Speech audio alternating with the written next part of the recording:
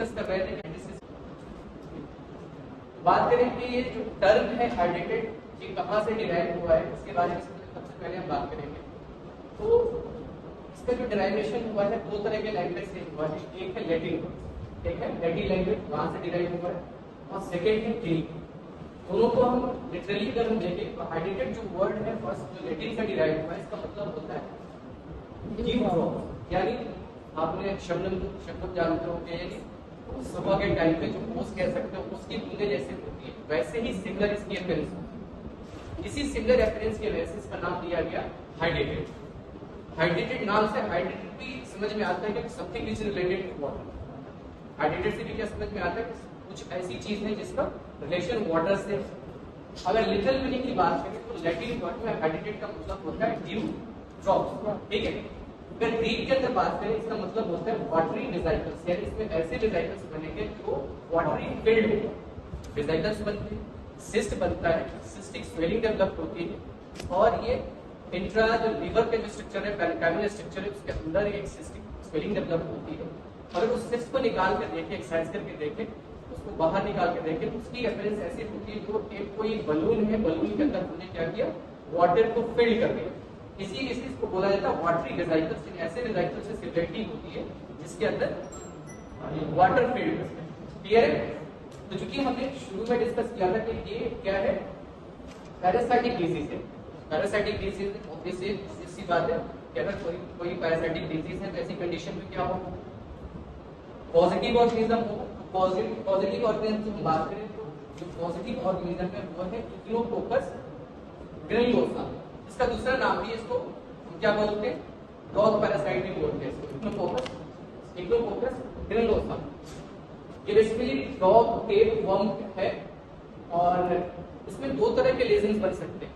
Unilocular lesions, यानी एक single लोकुलाइज है इसके अंदर यूनिलोकुलर लेजन फॉर्म हो सकता है, या एल्व्यूलर टाइप के लेजन बन सकते हैं। तो यूनिलोकुलर जो लेजन सिस्ट होगा, यानी सिंगल सिस्ट है, उसके अंदर सेप्टेशन नहीं है, इसमें सिंगल सिस्ट होगा। इस तरह की कंडीशन में जो पॉजिटिव ऑर्गेनिज्म होगा मेजॉरिटी की कंडीशन में इक्नोकोकस ग्रेनुलोसा, ठीक है। कई बार एल्व्यूलर टाइप ऑफ लेजन बनेगा, उसके लिए इसी एक वेरिएंट है जिसका नाम है इक्नोकोकस मल्टीलोकुलरिस, क्योंकि इस कंडीशन में मल्टीपल लोकुलाइज बने, यानी एक ही सिस्ट है उसके अंदर क्या होगा, सेप्टेशन होगा, उसके अंदर पार्टीशन होगा। तो जैसे कि हमने डिस्कस किया था पॉजिटिव ऑर्गेनिज्म बेसिकली क्या है, इक्नोकोकस ग्रेनुलोसा है, डॉग टेल फॉर्म है। दो तरह के लेजन इसके अंदर फॉर्म हो सकता है, दो तरह के सिस्टिक लेजन फॉर्म हो सकता है। फर्स्ट है unilocular cyst. Unilocular cyst majority condition में इक्नोकोकस ग्रेनुलोसा इन्फेक्शन के नतीजे में। मल्टीलोकुलर जो फॉर्म होगा जो बेसिकली एल्व्यूलर टाइप होगा, यहाँ जो पॉजिटिव ऑर्गेनिज्म है वो है इक्नोकोकस मल्टीलोकुलर, ठीक है। अगर इक्नोकोकस की एक और मीनिंग है, अगर ग्रीक के अंदर बात करें, इसका मतलब होता है हेज और बेरी। एक बेरी है, बेरी जिसके अंदर बेसिकली वाटरी फील्ड होता है, उसकी अपीयरेंस भी ऐसी है। तो ग्रीक की लिटरल मीनिंग है, हमने अगर ये बात करें तो अल्दो हमने ग्रीक का पहले भी डिस्कस किया था कि ये वाटरी वेसिकल्स होता है। ग्रीक में इक्नोकोकस का मतलब है एक बेरी होती है जिसकी अपीयरेंस इसके जैसे हो, इसका नाम है हेज और बेरी, ठीक है। क्लियर है यहाँ पे सबको? ये अपीयरेंस आप देख सकते हो, ये इमेज है, ये आफ्टर एक्सीजन आप देख रहे हो, जैसे एक ट्रांसपेरेंट लेयर है जिसके अंदर वाटरी फील्ड है, ठीक है। यहाँ भी आप इमेज देखिए, इस तरह की इमेज एक्चुअल इमेज है, ये कोई एनिमेटेड इमेज नहीं है। तो आफ्टर एक्सीजन इस तरह की अपीयरेंस होती है, और मल्टीपल सिस्ट फॉर्म होता है इसके अंदर, मल्टीपल सिस्ट फॉर्म हो सकता है, ठीक है। क्लियर है? ये भी आफ्टर एक्सीजन की लीवर टिश्यू से जहां पे कैविटी प्रेजेंट थी, जहां पे सिस्टिक स्वेलिंग डेवलप हुआ था, वहां से एक्सरसाइज किया है। तो इन सिटू अपीयरेंस है लीवर के अंदर हाइड्रेटिस, ये आफ्टर एक्सीजन ऐसा महसूस होता है जैसे आपने एक ड्रॉप के फॉर्म में कई सारे ड्रॉप्स एक जगह इकट्ठा कर दिया, ठीक है। इसी सिमिलरिटी के बिना पे इसका नाम भी दिया गया हाइड्रेटेड सिस्ट। लाइफ साइकिल्स की हम बात कर लेते हैं, उसकी शुरुआत कैसे होती है और कैसे इंसानों के अंदर पहुंचता है। तो जैसे कि शुरू में हमने डिस्कस किया था कि ये बेसिकली डॉग वर्म के नतीजे में, डॉग प्लेटफॉर्म के नतीजे में कंडीशन डेवलप होती है, इक्नोकोकस इन्फेक्शन के नतीजे में कंडीशन डेवलप होती है। इंसानों के डिजीज कैसे रीच होता है, ये पैरासाइट कैसे रीच होता है, उसको समझने की कोशिश करेंगे। सबसे पहले ऑफन कहते हैं कि जो भी आफ्टर प्रोडक्ट होता है, आफ्टर प्रोडक्ट वेस्ट प्रोडक्ट होगा या फीकल कंटेंट होगा, उसको बोलते हैं ऑफन। तो इन्फेक्टेड शीप समझते हो, भेड़, इन्फेक्टेड शीप के अंदर उसके इंटेस्टाइन के अंदर ये बैक्टीरिया सॉरी पैरासाइट्स होगा, वो ड्वेल करता है और फीकल कंटेंट के थ्रू बाहर आए। सपोज करिए कोई शीप है जो इन्फेक्टेड है, इन्फेक्टेड होने के बाद जो वेस्ट प्रोडक्ट वो रिलीज करेगा, फीकल कंटेंट रिलीज करेगा, उसके अंदर ये सिस्ट प्रेजेंट होगा। ये सिस्ट अगर ये मेजॉरिटी ऑफ द कंडीशन में आपने देखा होगा, जो डॉग्स होते हैं ऐसे फीकल कंटेंट को ईट करते हैं, तो जो शीप ने शेड ऑफ किया, जो इन्फेक्शन शेड ऑफ किया in the form of faecal content, अगर कुत्ते ने इसको खा लिया, खाने के बाद ये इन्फेक्शन अब कहाँ पहुंच गया, जो पैरासाइट है वो कहाँ चला जाएगा, इंटेस्टाइन के अंदर। किसके इंटेस्टाइन के अंदर? डॉग के इंटेस्टाइन के अंदर ये पैरासाइट वहां ये ग्रो करता है 1 सेंटीमीटर लॉन्ग पैरासाइट्स के फॉर्म में। इसके हेड पोर्शन होगा और 3 सेगमेंट्स होंगे। जो लास्ट जो होगा वो कंटेन करता है 500 ऑफ मोटर, यानी यही जो कंटेंट, जो इन्फेक्टेड कंटेंट होगा, जिसे ईजी कह सकते हो, एक कह सकते हो, ये रीच करता है इसके अंदर डॉग के पैरासाइट्स, डॉग के इंटेस्टाइन के अंदर। वहां ये पैरासाइट्स ग्रो करेगा। इसके जो पोर्शंस है, सेगमेंट्स है, जो ग्रोइंग स्ट्रक्चर होगा, उसमें क्या होगा, 3 सेगमेंट्स होंगे। जो लास्ट सेगमेंट होगा उसके अंदर 500 अप्रॉक्स इसमें ओवा प्रेजेंट होगा। क्या प्रेजेंट होगा? 500 अप्रॉक्स। ठीक है, जब ये डॉग क्या होगा, ओवा स्प्रेड होता है डॉग इंटेस्टाइन में। जब ये सपोज करिए जो जिस डॉग ने इसको ईट किया है, अब वो क्या करेगा, वो फीकल कंटेंट, फीकल फॉर्म में इसको डिस्चार्ज करेगा। तो ये फिर कहाँ जाएगा, डॉग इंटेस्टाइन के अंदर। ये क्या होगा, ग्रास और वेजिटेबल्स में, ये वहां जाके डिपोजिट होगा। कहाँ डिपोजिट होगा? ग्रास और वेजिटेबल में डिपोजिट होगा। अब ये एक बेसिकली इंजेस्टेड होगा किसके थ्रू? शीप के थ्रू। पहले इन्फेक्टेड शीप था, उसने वेस्ट प्रोडक्ट के फॉर्म में इस पैरासाइट को रिलीज किया, वो ईटन अप हुआ किसके थ्रू? डॉग के थ्रू। डॉग के अंदर जो इंटेस्टाइन है, उसके इंटेस्टाइन के अंदर ये 500 ओवा के अंदर कन्वर्ट हुआ। फिर वो फीकल कंटेंट के तौर पे उसको डिस्चार्ज करेगा। फिर जो एक कोई हेल्दी शीप है वो उसको ईट करता है। ईट करने के बाद वो कहाँ चला जा सकता है, या ग्रास, वेजिटेबल या ग्रास के फॉर्म में, ये कहाँ, ह्यूमन के अंदर, ह्यूमन में जा सकता है, या इन्फेक्टेड शीप जिसने इसको ईट अप किया है वो उसके मीट के अंदर या उसके बाकी स्ट्रक्चर्स के अंदर वो जा सकता है। ये तो 2 फॉर्म में डायरेक्टली क्या हो सकता है, ह्यूमन के अंदर एंटर हो सकता है वेजिटेबल्स के थ्रू, या ग्रास के थ्रू एंटर होगा शीप के बॉडी के अंदर। और शीप को सपोज करिए अगर उसके जो मीट का इस्तेमाल किया जाएगा, पॉसिबल है कुक्ड और प्रोसेस नहीं किया जाएगा, तो ऐसी कंडीशन में चांसेस है कि इंसान के अंदर जा सकता है। इंसान के अंदर बेसिकली पहुंचेगा जिसको बोलेंगे इंटरमीडिएट। तो जो डॉग है बेसिकली डेफिनेटली होस्ट है, यानी यहाँ जो डेवलपमेंट का प्रोसेस है, बेसिकली जो मल्टीप्लिकेशन का प्रोसेस है वो कंप्लीट होता है। मल्टीप्लिकेशन का प्रोसेस कंप्लीट होता है। इंसान बेसिकली इंटरमीडिएट होस्ट होता है।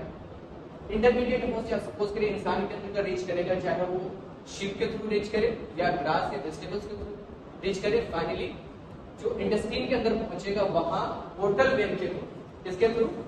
पोर्टल वेन के थ्रू ये पैरासाइट रीच करता है लीवर के अंदर। कहाँ रीच करेगा? लीवर के अंदर रीच करेगा। और यहाँ लार्वा फॉर्म होता है। जो ओवा था अब किसमें हो जाएगा? लार्वा में मैच्योर होगा, लार्वा होगा। और लार्वा की कंडीशन में फाइनली इसके नतीजे में सिस्ट डेवलप होता है, यानी उसके चारों तरफ एक प्रोटेक्टिव लेयर बन जाती है। यही प्रोटेक्टिव लेयर बेसिकली सिस्ट है। जो लार्वा है, ग्रोइंग लार्वा है, उसके चारों तरफ एक प्रोटेक्टिव लेयर बन जाएगी। उसके अंदर फ्लूइड फिल्ड होगा और यही फ्लूइड फिल्ड जो मेम्ब्रेनस स्ट्रक्चर होगा या सिस्ट कहता है। ठीक है, 70% का भी जो इन्फेक्शन होता है वो लीवर के अंदर होता है। इसी वजह से हाइड्रेटिक की कंडीशन मेजॉरिटी की कंडीशन भी कहाँ देखी जाती है? लीवर के अंदर। अदर स्ट्रक्चर्स के अंदर भी हो सकता है, लंग्स के अंदर भी ये कंडीशन डेवलप हो सकती है हाइड्रेटिस। तो मेजॉरिटी की कंडीशन में जो इन्फेक्शन होगा ह्यूमन के अंदर वो लीवर के अंदर। क्लियर है यहाँ तक?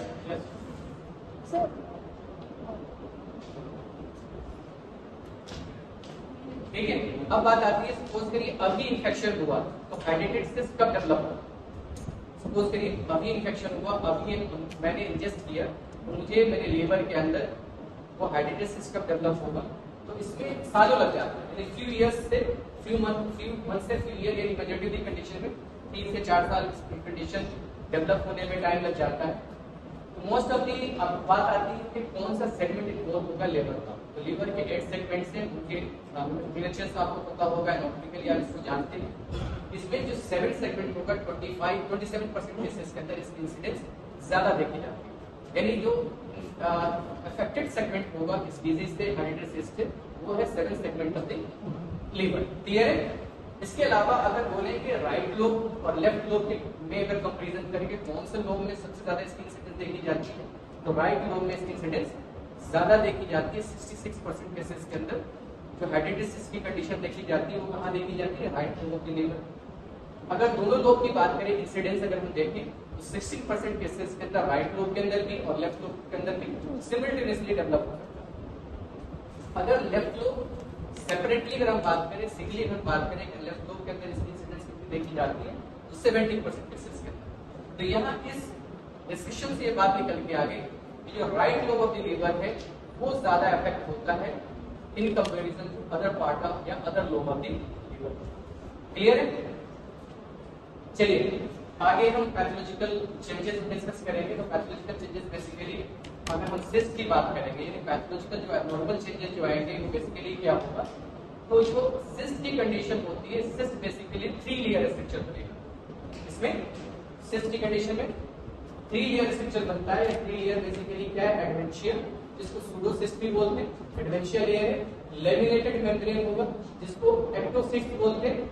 इसके अलावा थर्ड लेयर इसको बोलते हैं जर्मिनल इपिथेलियम, इसको हम बोलते हैं एंडोसिस्ट। तो जो सिस्ट है बेसिकली वो 3 लेयर स्ट्रक्चर होता है। जो हाइड्रेटेसिस के अंदर जो सिस्ट बनेगा, जो सिस्ट होगा 3 लेयर स्ट्रक्चर है। फर्स्ट लेयर जिसको बोलेंगे एडवेंशिया, जिसको सूडोसिस्ट भी बोलते हैं। इसके अलावा लेमिनेटेड मेम्ब्रेन होगा जिसको एक्टोसिस्ट बोलते हैं। थर्ड लेयर जो है उसको बोलेंगे जर्मिनल इपिथेलियम। जो सूडोसिस्ट या एडवेंशिया है वो इनसेपरेबल, इनको हम सेपरेट नहीं कर सकते। लीवर टिश्यू से एडहेयर होता है, इसको सेपरेट करना मुश्किल होता है, फाइब्रस टिश्यू से होता है, इसी वजह से इनको सेपरेट करना मुश्किल होता है। जो लेमिनेटेड मेम्ब्रेन होगा ये बेसिकली पैरासाइट्स एक व्हाइटिश और इलास्टिक कंटेनिंग हाइड्रेटेड फ्लूइड इसके अंदर प्रेजेंट होता है, ठीक है। इसको पील ऑफ कर सकते हैं, इसको हम पील ऑफ कर सकते हैं। जो फर्स्ट लेयर एडवेंशिया उसको हम सेपरेट नहीं कर सकते, जबकि जो लेमिनेटेड मेम्ब्रेन है इसी के अंदर बेसिकली फ्लूइड प्रेजेंट होता है, जिसको हम पील ऑफ कर सकते हैं। जर्मिनल इपिथेलियम है ये लिविंग पार्ट है, ये क्या है, लिविंग पार्ट है, और ये लाइनिंग है किसकी, सिस्ट, इसको बोलते हैं एंडोसिस्ट। तो जो ये लेयर है बेसिकली ये सिक्रीट करता है हाइड्रेटेड फ्लूइड। तो सिक्रीशन जर्मिनल लेयर से होगा, फ्लूइड इकट्ठा कहाँ होगा, लेमिनेटेड मेम्ब्रेन के अंदर। और जो इसके आउटर लेयर है जिसको एडवेंशिया बोलते हैं, सूडोसिस्ट है। सूडोसिस्ट से बोलते हैं कि एक्चुअल ये स्ट्रक्चर नहीं है सिस्ट का, ये उसके ऊपर लेयर है। यहाँ तक क्लियर है सबको? तो यहाँ से हमने डिस्कस करें 3 लेयर स्ट्रक्चर है, ये इमेज से भी आप समझ सकते हो।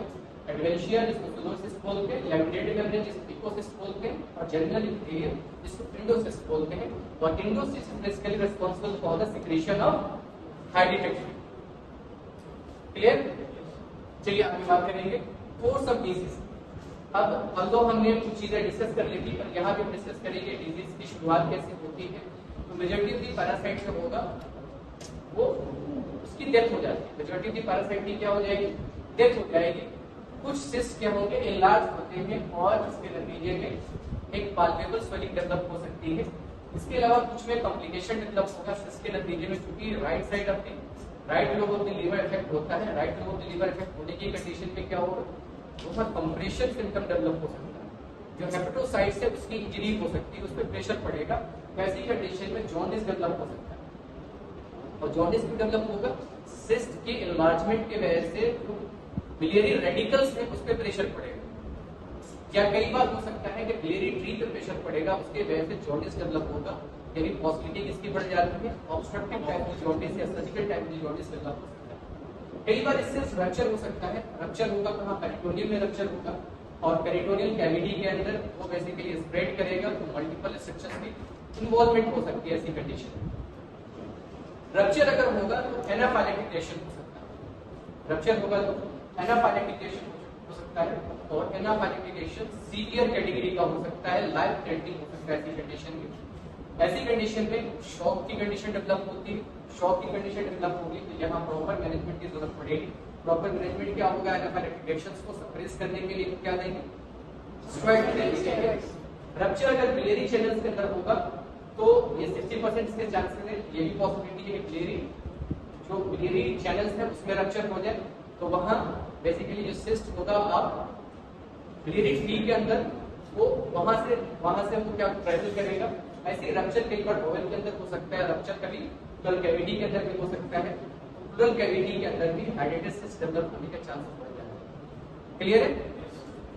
तो रप्चर की कंडीशन पेरिटोनियम के अंदर, उसके नतीजे में एनाफाइलेटिकेशन हो सकता है, शॉक की कंडीशन डेवलप हो सकती है। यहाँ इमीडिएट और मेटिकुलस हमें मैनेजमेंट करने की जरूरत है। शॉक की कंडीशन है उसको हमें ट्रीट करने की जरूरत है।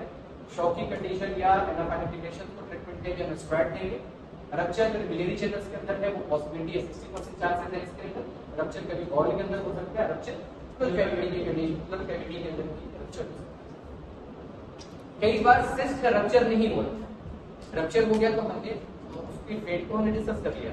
कई बार सिस्ट का कोई रप्चर नहीं होता, रप्चर नहीं होगा ऐसी कंडीशन में सेकेंडरी इन्फेक्शन अगर हो गया, सेकेंडरी इन्फेक्शन होगा तो वो अब किसमें कन्वर्ट हो जाएगा, वो बेसिकली एब्सेस में कन्वर्ट हो जाएगा, या सिस्ट है सिस्ट के अंदर सपरेशन हो जाएगा तो पस के अंदर कन्वर्ट हो जाएगा।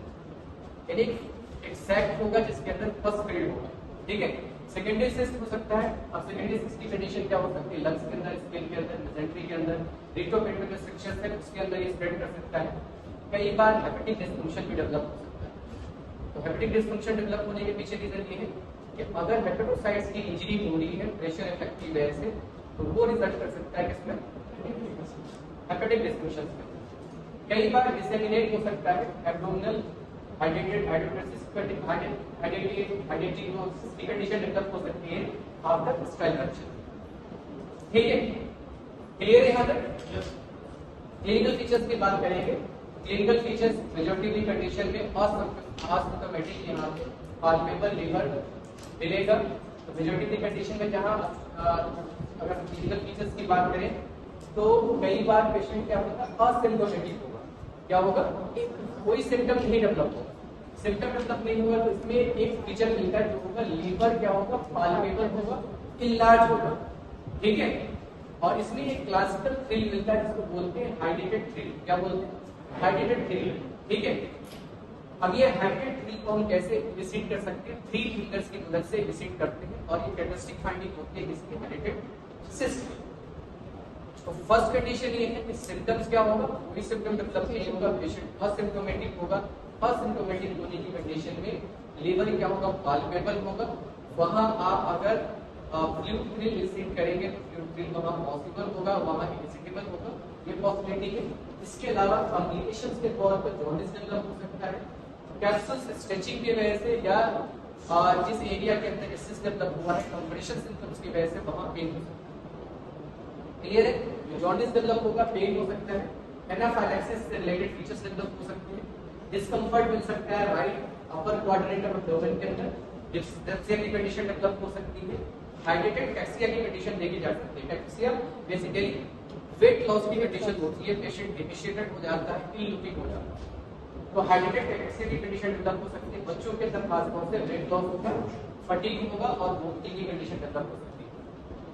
ओके, इसमें स्प्लेनोमेगेली की कंडीशन में देखी जाती है, इसमें प्लूरल डिफ्यूजन हो सकता है अगर सिस्ट रप्चर हो रहा है किसके अंदर, प्लूरल कैविटी के अंदर। ऐसे ही कोलेजाइटिस की कंडीशन डेवलप हो सकती है अगर सिस्ट रप्चर हो जाए बिलियरी ट्री के अंदर और खास तौर से सीबीडी के अंदर इन्फेक्शन अगर रीच करता है। ऐसे ही एलर्जी एस्मा डेवलप हो सकता है किसी के अंदर और फीवर की कंडीशन डेवलप हो सकती है। ठीक है, एक और फीचर इसको बोलते हैं कॉम्प्लेक्स साइंस।